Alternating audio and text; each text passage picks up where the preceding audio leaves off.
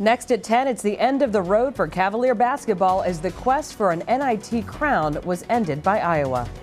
Plus budget woes. Two counties, same problem, not enough cash. Fluvanna and Albemarle County schools are getting ready to make more cuts. And a fatal crash on Scottsville Road shuts down traffic for hours.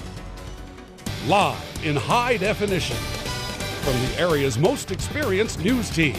This is NBC 29 HD News at 11.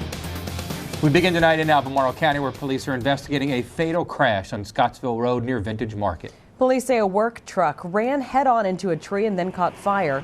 The driver of the truck died at the scene. An accident reconstruction team is investigating the cause of the crash. It's also talking to eyewitnesses. Scottsville Road is currently still closed in both directions. VDOT has set up a detour to route traffic around the crash. Police aren't releasing the man's name at this time. Now we turn our attention to a pair of school budget stories in Fluvanna and Albemarle. In both school divisions, administrators, teachers, and staff are bracing for cuts. Tonight we start in Fluvanna County, where there was some good news for staff. NBC 29's Marcella Robertson was at tonight's meeting and joins us live in studio with that story. Marcella? Good evening, Libby. Well, today Superintendent Gina Keller presented an amended budget to the school board. That new budget has more cuts, but it does not call for any additional positions to be eliminated. It's another tough budget year for Fluvanna County schools. Last week, the Board of Supervisors did not fully fund the superintendent's $14.1 million request. It proposed a tax rate that would only bring funding to $13.7 million, leaving the superintendent to fill a $400,000 gap. Now, an amended budget calls for cuts, but leaves staff positions untouched. I am really pleased that they were able to make it work and not take anything else away from the staff, because we just couldn't deal with any more, frankly. The budget does, however, only allow $50 per student for instructional funds. It's not devastating, but it's still a little tough to wrestle with when we've been in a place where we've had $100 and $150 per student. Not devastating, but teachers say it will affect the students. The kids learn it best when they can get hands-on experiences, and right now there's no money for the supplies that I need for those types of experiments. The budget will also not allow health insurance benefits to get better. I believe one of the weakest points in our budget is going to be health insurance. Technology needs were also cut from $307,000 to just $82,000. Keller says even though the cuts are difficult, it is one step closer to having a sustainable budget. Each year it gets better, and so that's what we want to see. Now, there will be a public hearing on this amended budget on April 10th. The county's proposed tax rate is expected to be approved on April 17th. Marcella Robertson live in studio. The school budget was also front and center at tonight's Albemarle County budget hearing. Right now, the funding situation there means at least $600,000 in cuts, and that number could go up. NBC 29's Henry Graff is live in our Charlottesville newsroom with that part of our story.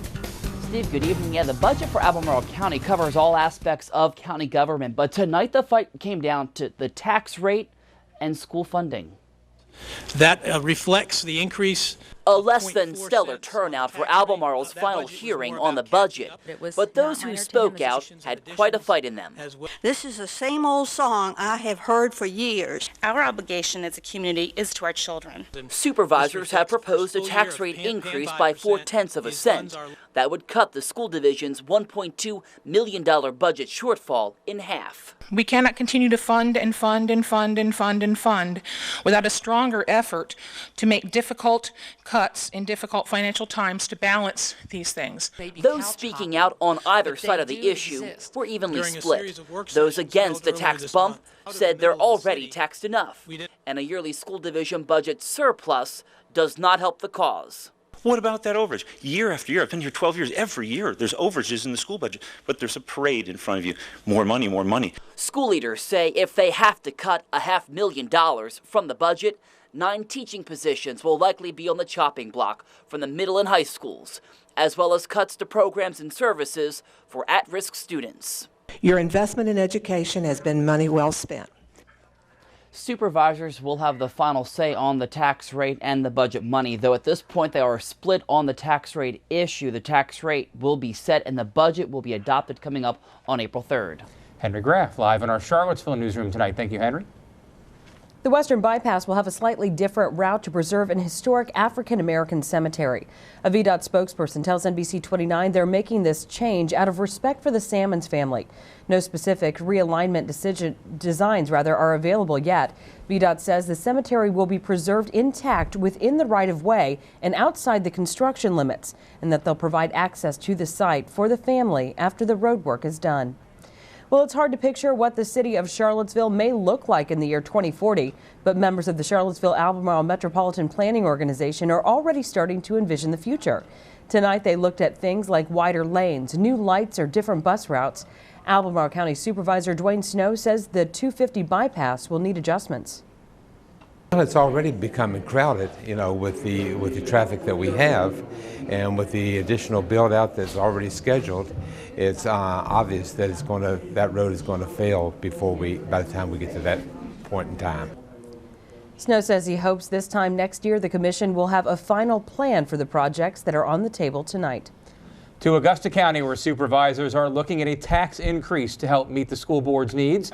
School board members are asking for an additional $2.5 million from the county to maintain full health benefits for their part-time workers, among other things. A 5-cent real estate tax increase would bring in an additional $3 million in revenue, with half going to the schools. Bus drivers and cafeteria workers filled the boardroom in Verona. You see my pay stub. Ask yourself, if you look at it, can you live on that a month? But we do the best that we can because we love our job. I'm telling you, if our insurance is cut, you're going to lose a lot of good workers. Supervisors are hoping to hear from the public at their April 17th budget meeting. Well, similar to yesterday, we'll check in on what awaits as we get closer to the Easter weekend a bit later. Libby? Thank you, Eric. The Supreme Court took up the case to repeal the Defense of Marriage Act, which keeps same-sex couples from receiving federal benefits.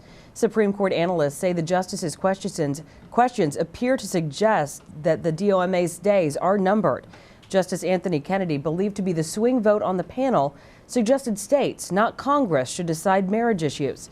Several justices said Congress was discriminating when it passed the law. The court's ruling will come sometime in June. And just this week, Virginia's senior senator Mark Warner announced he was changing his position on gay marriage. The senator previously supported civil unions. We caught up with the senator at the Greater Augusta Regional Chamber fundraiser tonight to find out why his position has changed. My views, like I think a lot of Americans and Virginians have evolved, got gay friends, see them in committed relationships, and I think people ought to be able to love who they want and get respect under law for that. Warner stressed that this in no way forces churches to perform marriage ceremonies. The senator made the announcement on his Facebook page. Attorneys for Colorado theater shooting suspect James Holmes are offering the possibility of a guilty plea in exchange for dropping the death penalty. The offer was filed in court today saying, quote, Mr. Holmes is currently willing to resolve the case to bring the proceedings to a speedy and definite conclusion. There's no word yet from the prosecution on whether it will accept the plea deal. Holmes is charged with first-degree murder in the shooting rampage that killed 12 people and wounded dozens more at an Aurora, Colorado theater in July. A controversy about a traffic ticket caused Charlottesville City Council candidate Wes Bellamy to call a news conference to set the record straight. Bellamy told reporters this afternoon the whole thing was based on a court error. He confirmed he received a traffic ticket in February but asked for a continuance from his initial court date. Bellamy then checked on his case Monday and noticed he had a failure to appear on his record. And then I called the clerk of court to verify. I was informed that a warrant was issued and paperwork was sent to my home. However, the court had the wrong address on file, so I had never received it. I currently live at 1002 Linden Avenue. However, the paperwork was sent to 1007 Linden Avenue. Bellamy will have a court date in April. He says this will not change his plans to run for city council. A guilty plea today for the former secretary to Culpeper's chief of police on one charge of forging public records. Bethany Sullivan forged a police entrance exam for an applicant that was not hired. The guilty plea has nothing to do with her son, former town police officer Daniel Harmon Wright. He was found guilty of voluntary manslaughter earlier this year. Sullivan could face up to 10 years in prison and a $100,000 fine. Get ready for your close-up because starting next July, you will need photo identification to cast a ballot. Governor Bob McDonnell signed the measure into law this week. Accepted forms include driver's licenses, passports, and any other valid government-issued ID. If you don't have one, Virginia will cover the cost. Albemarle County Registrar Jake Washburn is still picking through the details of the bill, but says the measure will mean more work for his office and less space to do it in.